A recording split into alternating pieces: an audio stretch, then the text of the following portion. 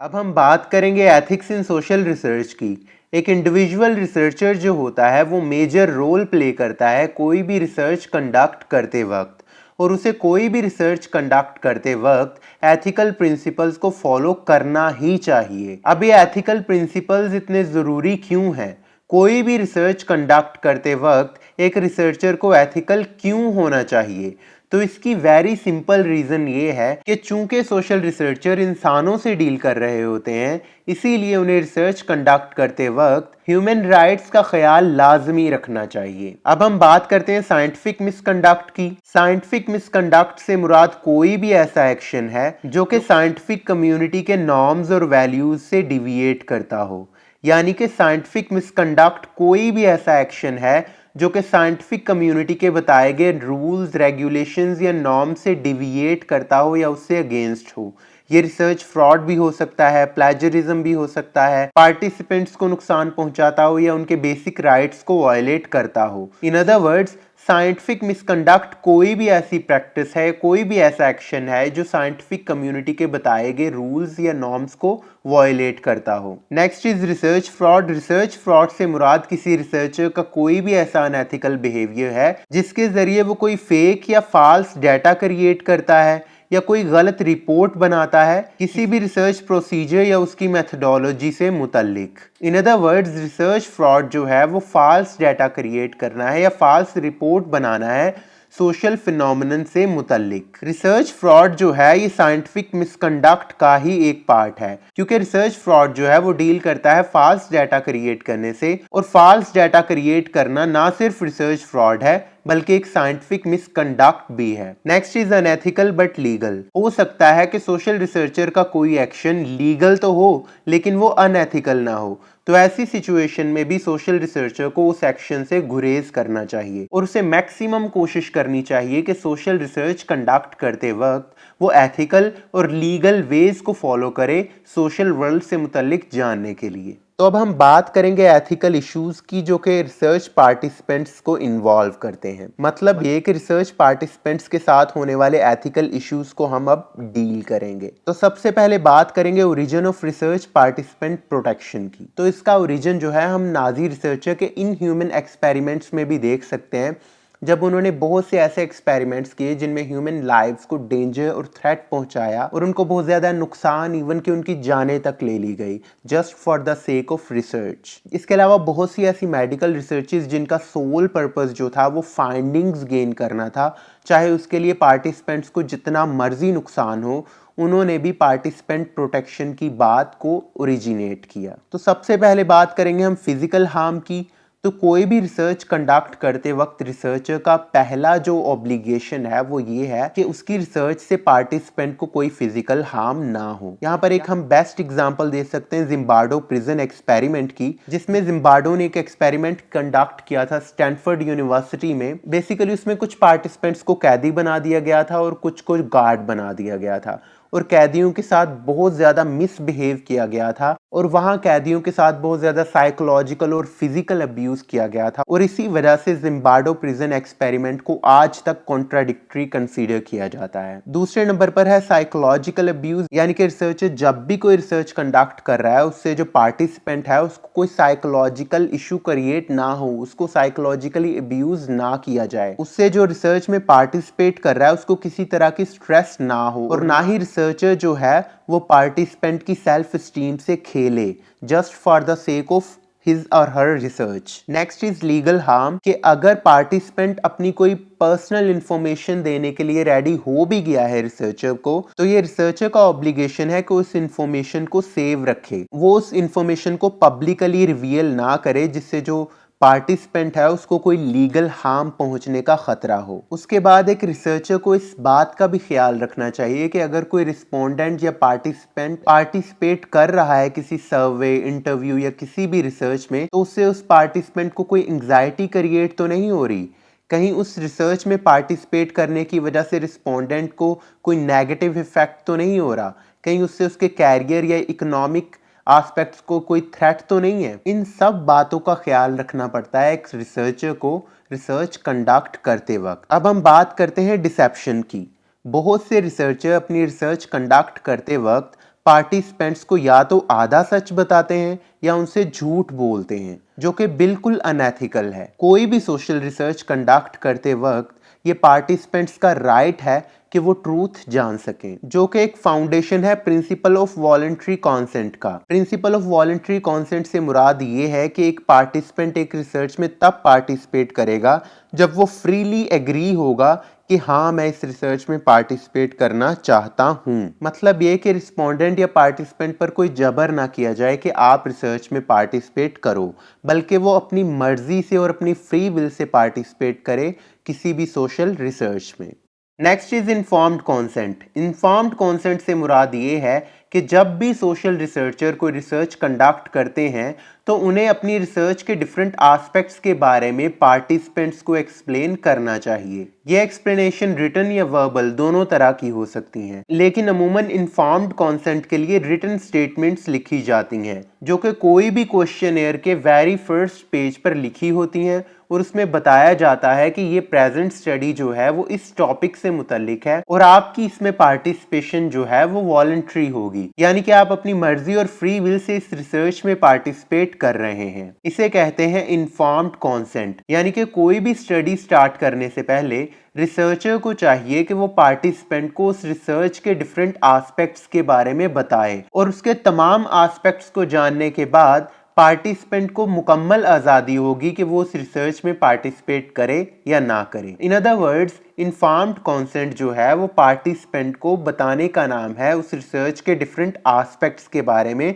कोई भी रिसर्च शुरू करने से पहले, और उसे मुकम्मल फ्रीडम प्रोवाइड करने का नाम है कि वो उस रिसर्च में पार्टिसिपेट करे या ना करे। Next is institutional review board. इसे IRB भी कहते हैं, जो कि एक कमेटी है जो कि US कॉलेजेस, हॉस्पिटल्स और रिसर्च इंस्टीट्यूशंस में कायम है, जो कि कोई भी रिसर्च शुरू होने से पहले उसको रिव्यू करती है या उसको एग्जामिन करती है कि आया कि ये रिसर्च एथिकल मैनर्स में कंडक्ट की जा रही है, इससे किसी को कोई नुकसान तो नहीं हो रहा है। इन सब बातों से डील करता है institutional review board. Next is covert observation. Covert का मतलब होता है इंटरनल और ओवर्ट का मतलब होता है एक्सटर्नल। सो कोवर्ट ऑब्जर्वेशन जो है वो बेसिकली इंटरप्रेटिव सोशल साइंसेस की बात कर रही है कि जब आप कोई सर्वे कंडक्ट कर रहे हो या कोई एक्सपेरिमेंट कंडक्ट कर रहे हो तब तो चलो ठीक है, इन्फॉर्म्ड कॉन्सेंट ले लिया, वो तो आसान है कि आप रिसर्च कंडक्ट करने से पहले जो है पार्टिसिपेंट्स उनको इन्फॉर्म करते हो और उनकी कॉन्सेंट लेते हो कि हाँ वो पार्टिसिपेट कर रहे हैं इस रिसर्च में। लेकिन जब हम बात करते हैं इंटरप्रेटिव सोशल साइंसेस की यानी कि फील्ड रिसर्च की,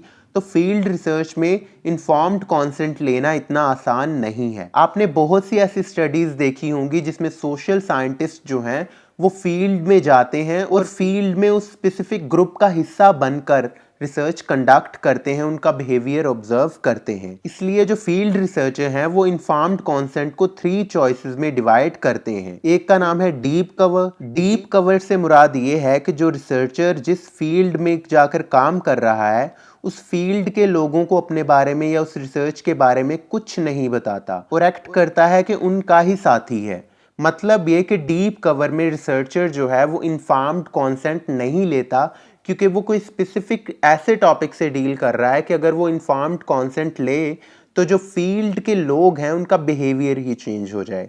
जैसा कि फॉर एग्जांपल अगर कोई रिसर्चर जो है वो नशे की लत में लगे हुए कुछ लोगों का बिहेवियर नोट करना चाहता है, तो अगर तो रिसर्चर उनसे इन्फॉर्म्ड कॉन्सेंट लेगा तो वो नशा करने वाले या ड्रग बेचने वाले लोग जो हैं वो ड्रग बेचेंगे ही नहीं कानून के डर से। दूसरे नंबर पर है शैलो कवर, जिसमें रिसर्चर जो है वो फील्ड के लोगों को बता देता है कि हाँ रिसर्च हो रही है, लेकिन फील्ड के लोग जो हैं उस रिसर्च की डिटेल्स को नहीं जानते। तीसरे नंबर पर है एक्सप्लिसिट कवर, जिसमें रिसर्चर जो है वो मुकम्मल तौर पर इंफॉर्मेशन प्रोवाइड कर देता है रिसर्च के पर्पस के बारे में और उनसे उनकी परमिशन लेता है उस स्पेसिफिक फील्ड में रिसर्च कंडक्ट करने के लिए। Next is special population and new inequalities.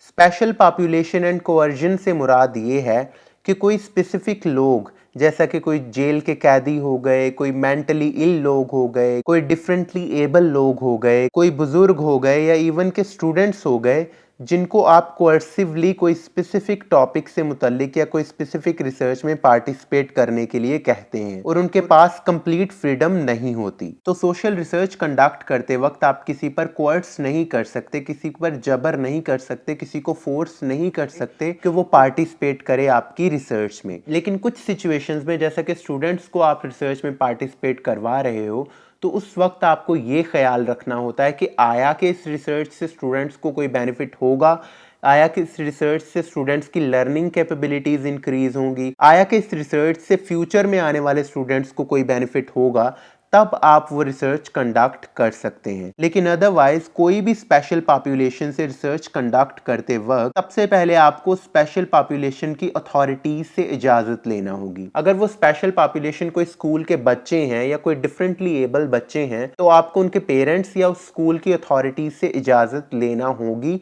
Research conduct करते वक्त। या फिर आप कोई मेंटली इल लोगों पर रिसर्च कंडक्ट करना चाह रहे हैं, तब भी आपको इजाजत लेना होगी उस मेंटल हॉस्पिटल के अथॉरिटीज से, क्योंकि जो मेंटली इल या फिर स्पेशल पॉपुलेशन है वो ना चाहते हुए भी आपकी रिसर्च का हिस्सा बन जाएगी, अपने स्पेसिफिक मोटिव की वजह से या फिर अपनी अवेयरनेस ना होने की वजह से। तो ऐसी कोई भी रिसर्च जो स्पेशल पॉपुलेशन से मुतल्लिक हो, उसको कंडक्ट करने से पहले आपको अथॉरिटीज की इजाजत लेना ही होगी। Next is creating new inequalities. तो पास्ट में जब भी कोई रिसर्च कंडक्ट की जाती थी, स्पेशली एक्सपेरिमेंटल डिजाइन, जिसमें एक कंट्रोल ग्रुप होता था और एक एक्सपेरिमेंटल ग्रुप होता था। एक्सपेरिमेंटल ग्रुप जो होता था वो ट्रीटमेंट रिसीव करता था। वो ट्रीटमेंट कोई इंजेक्शन हो सकता है या कोई स्पेसिफिक बिहेवियर हो सकता है, वो रिसीव करता था। लेकिन कंट्रोल ग्रुप वो ट्रीटमेंट रिसीव नहीं करता था, बल्कि प्लेसिबो इफेक्ट्स रिसीव करता था। प्लेसिबो इफेक्ट्स से मुराद जाली इफेक्ट्स हैं, यानी कि जिनका कोई असर नहीं होगा, लेकिन एक्सपेरिमेंटल ग्रुप को दिखाने के लिए कि कंट्रोल ग्रुप को भी वही ट्रीटमेंट दिया गया है,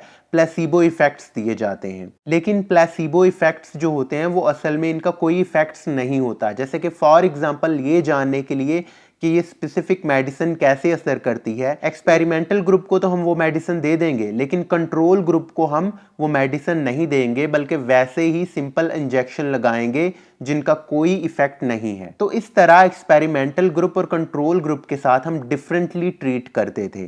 तो इन इनइक्वालिटीज को डील करने के लिए क्रॉस ओवर डिजाइन जो है वो क्रिएट किया गया है, जिसमें एक ग्रुप अगर पहले ट्रीटमेंट वसूल करेगा तो दूसरा ग्रुप बाद में वही ट्रीटमेंट वसूल करेगा, ताकि दोनों के दरमियान इक्वालिटीज क्रिएट की जा सके। इन other words, cross over design जो है ये एक एक्सपेरिमेंटल डिजाइन की टाइप है, जिसमें सब ग्रुप्स जो हैं वो ट्रीटमेंट रिसीव करेंगे, लेकिन डिफरेंट टाइम्स पर, ठीक है, ताकि जितनी भी डिस्कम्फर्ट एक ग्रुप को मिली है या बेनिफिट एक ग्रुप को मिले हैं वो सब ग्रुप्स को मिले और इनइक्वालिटी क्रिएट ना हो। नेक्स्ट इज एनोनिमिटी, यानी कि जो रिसर्चर है ये उसकी रिस्पॉन्सिबिलिटी है कि अगर वो कोई पार्टिसिपेंट से डाटा कलेक्ट कर रहा है तो उन पार्टिसिपेंट्स की इंफॉर्मेशन को जो है वो छुपा कर रखे, उनको हाइड करे। तो वो उन पार्टिसिपेंट्स के नाम को जाहिर ना करे, उनकी आइडेंटिटी को प्रोटेक्ट करे और उनको डिस्क्लोज ना करे और उनको अननाउन रखे। मतलब ये कि अगर कोई रिसर्चर ने स्पेसिफिक क्वेश्चन डेवलप किया है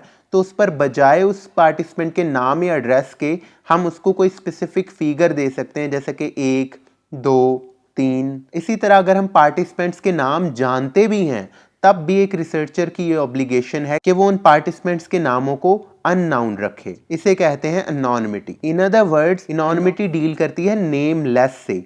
मतलब ये कि आप जानते ही नहीं है कि पार्टिसिपेंट कौन है, आप सिर्फ जानते हैं कि वो 1 है, 2 है या 3 है या 56 नंबर है।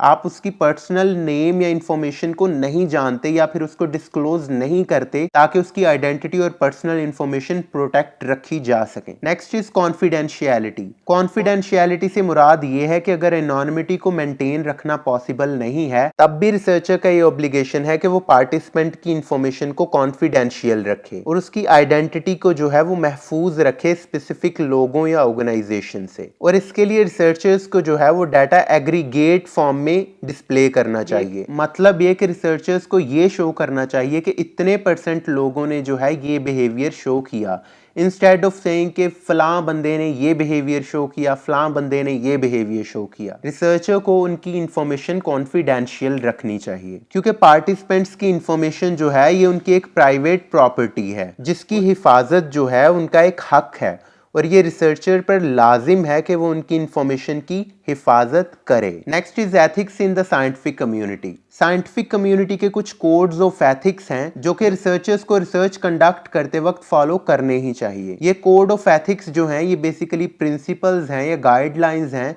जो कि प्रोफेशनल्स या ऑर्गेनाइजेशंस ने डेवलप की हैं ताकि ये क्लियर हो सके कि क्या एथिकल है और क्या अनएथिकल है। न्यूरेमबर्ग जो है ये एक इंटरनेशनल कोड ऑफ मोरल्स है जो कि डिफरेंट नेशंस ने अडॉप्ट किया था वर्ल्ड वार 2 और नाजी के इनह्यूमन एक्सपेरिमेंट्स के बाद। तो न्यूरेमबर्ग कोड बेसिकली एक इंटरनेशनल कोड ऑफ एथिक्स है जो कि वर्ल्ड वार 2 की तबाही और नाजी के इनह्यूमन एक्सपेरिमेंट्स के बाद डिफरेंट नेशंस ने अडॉप्ट किया कि हमें कोई भी रिसर्च कंडक्ट करते वक्त in specific code of ethics को फॉलो करना ही है। तो ये न्यूरेमबर्ग कोड ही था जिसने कोड ऑफ एथिक्स की बुनियाद रखी। Next is ethics and the sponsors of research. Different social research specially applied research जो होती हैं वो स्पॉन्सर्ड होती हैं और उनमें से कुछ रिसर्चेज ऐसी भी हो सकती हैं जो कि अनएथिकल हों या इवन इलीगल हों। तो ऐसी सिचुएशन में रिसर्चर के पास 3 रास्ते बचते हैं। या तो वो उस ऑर्गेनाइजेशन को छोड़ दे, या वो उस रिसर्च में पार्टिसिपेट करे चाहे वो रिसर्च इलीगल हो, और या वो as a whistle blower work करे। विसल ब्लोअर से मुराद वो पर्सन है या वो रिसर्चर है जो ये रिकॉग्नाइज करने के बाद कि ये ऑर्गेनाइजेशन जो है ये इलीगल या अनएथिकल रिसर्च कंडक्ट कर रही है या इलीगल या अनएथिकल प्रैक्टिसेस कर रही है, उस ऑर्गेनाइजेशन के खिलाफ वॉइस उठाए और उनको रोकने की कोशिश करे थ्रू डिफरेंट ऑर्गेनाइजेशनल चैनल्स के। लेकिन ये जरूरी नहीं है कि विसल ब्लोअर जो है वो हमेशा सक्सेसफुल हो और ऑर्गेनाइजेशन को इलीगल काम करने से रोक दे। लेकिन विसल ब्लोअर जो होता है वो कंटिन्यू रखता है अपनी ऑपोजिशन की वॉइस को उन अनएथिकल और इलीगल प्रैक्टिसेस के खिलाफ जो ऑर्गेनाइजेशन कोई कर रही है। डिफरेंट ऑर्गेनाइजेशंस जो हैं वो रिसर्चर को मजबूर करती हैं कि वो कोई स्पेसिफिक फाइंडिंग्स पर अराइव हों जिससे उस ऑर्गेनाइजेशन को फायदा हो, या वो इम्पोज कर सकती हैं डिफरेंट कंडीशंस रिसर्चर पर कि आप इन कंडीशंस के अंडर ही स्टडी कंडक्ट कर सकते हो। अमूमन ऐसा कॉन्ट्रैक्ट रिसर्च में होता है। कॉन्ट्रैक्ट रिसर्च अमूमन एक अप्लाइड रिसर्च होती है जिसमें रिसर्चर को पे किया जाता है गवर्नमेंटल एजेंसी या किसी ऑर्गेनाइजेशन या फाउंडेशन की तरफ से, और रिसर्चर जो है वो एग्री करता है कोई भी रिसर्च कंडक्ट करने के लिए कोई स्पेसिफिक अमाउंट के लिए या कोई स्पेसिफिक पे के मुतबादल। इस रिसर्च में कोई ऑर्गेनाइजेशन जो है वो रिसर्चर को कोई स्पेसिफिक फाइंडिंग को सप्रेस करने के लिए या ट्रूथ को छुपाने के लिए कह सकती हैं। वो ऑर्गेनाइजेशंस कोई स्पेसिफिक सच को इसलिए छुपाना चाहती होंगी क्योंकि उससे उनकी ऑर्गेनाइजेशन को नुकसान हो रहा होगा। फॉर एग्जांपल, अगर कोई सिगरेट की एजेंसी जो है वो हायर करे कुछ रिसर्चर्स को और उन्हें कहे कि वो ट्रूथ को कंसील करें और झूठ बताएं कि सिगरेट के कोई नुकसान नहीं है, तो वो अपने बेनिफिट के लिए कोई रिसर्चर्स को हायर कर रहे हैं। ऐसी सिचुएशन में रिसर्चर पर डिपेंड करता है कि या तो वो स्टडी का पार्ट बने या फिर उस स्टडी को छोड़ दे या फिर विसल ब्लोअर का काम करे, यानी कि उस स्पेसिफिक एजेंसी या ऑर्गेनाइजेशन के खिलाफ आवाज उठाए। उसके बाद कुछ इंटरप्रेटिव या क्रिटिकल सोशल साइंटिस्ट जो हैं वो इन एथिकल कंसिडरेशन पर ये क्रिटिक करते हैं कि ये पॉजिटिव अजम्पशंस में रूटेड हैं। मतलब ये कि इन एथिकल प्रिंसिपल्स की रूट्स जो हैं वो पॉजिटिविस्टिक अजम्पशंस में पाई जाती हैं। जैसा कि हम पीछे देख चुके हैं कि इंटरप्रेटिव सोशल साइंटिस्ट जो हैं वो इन्फॉर्म्ड कॉन्सेंट पर क्रिटिक करते हैं कि फील्ड रिसर्च जो है वो कंडक्ट करने के लिए इन्फॉर्म्ड कॉन्सेंट जो है वो ज़रूरी नहीं है कुछ कंडीशंस में। इसी तरह फेमिनिस्ट रिसर्चर्स जो हैं वो फेमिनिस्ट कम्युनिटेरियन मॉडल प्रोवाइड करते हैं एथिकल कंडक्ट से रिलेटेड। ये फेमिनिस्ट कम्युनिटेरियन मॉडल जो है ये 3 प्रिंसिपल्स पर रिलाय करता है। फेमिनिस्ट कम्युनिटेरियन मॉडल जो है वो सबसे पहले बात करता है मल्टीवोकल एथिकल रिसर्च की। मतलब ये कि एथिकल रिसर्च जो है ये मल्टीवोकल है, ये रिकॉग्नाइज करती है ह्यूमन एक्सपीरियंस की डाइवर्सिटी को, यानी कि ह्यूमन एक्सपीरियंस जो है वो इतना डाइवर्स है कि वो कोई स्पेसिफिक एथिकल प्रिंसिपल्स को फॉलो नहीं कर सकता, यानी कि इस पर कोई specific human abstract legal rights जो हैं या प्रिंसिपल्स जो हैं वो लागू नहीं किए जा सकते। इन अदर वर्ड्स ये बात करता है कि ह्यूमन एक्सपीरियंस जो है वो इतना डाइवर्स है कि उन पर कोई स्पेसिफिक रूल्स या प्रिंसिपल लागू करके कहना कि ये एथिकल प्रिंसिपल्स फॉलो करने ही होंगे लॉजिकल नहीं है। एंड लास्टली ये मॉडल बात करता है कि जो रिसर्चर है और जो पार्टिसिपेंट है ये ओपन और म्यूचुअली कोऑपरेटिव वे में काम करते हैं और ये अनमास्क करते हैं पावर रिलेशंस को और क्रिटिसिज्म जनरेट करते हैं जो कि रिफ्लेक्शन क्रिएट करे और अवेयरनेस क्रिएट करे सोशल वर्ल्ड में। दूसरे लफ्ज़ों में फेमिनिस्ट कम्युनिटेरियन मॉडल जो है वो बात करता है कि रियलिटी जो है वो बहुत ही डाइवर्स है, ह्यूमन एक्सपीरियंस जो है वो बहुत ही डाइवर्स है, इसीलिए सब पर कोई एब्स्ट्रैक्ट लीगल प्रिंसिपल्स लागू करना जो है वो सही बात नहीं है। इसके अलावा ये मॉडल बात करता है कि रिसर्चर्स और पार्टिसिपेंट्स के दरमियान म्यूचुअली कोऑपरेटिव और ओपन रिलेशनशिप होना चाहिए जो कि पावर रिलेशंस को अनमास्क करे और ग्रेटर सोशल इक्वालिटी को क्रिएट करने और अवेयरनेस फैलाने में रोल प्ले करे। आल्दो फेमिनिस्ट कम्युनिटेरियन मॉडल जो है ये अभी भी अपनी अर्ली स्टेजेस में है और इतना ज्यादा डेवलप्ड नहीं है। So here is your learning check. आप इनमें से मोस्ट अप्रोप्रिएट आंसर्स को चूज कीजिएगा। मैं इनके आंसर्स कमेंट सेक्शन में पिन कर दूंगा। Hope this video would be helpful for you all. Your queries, comments and suggestions are more than welcome. Thank you very much.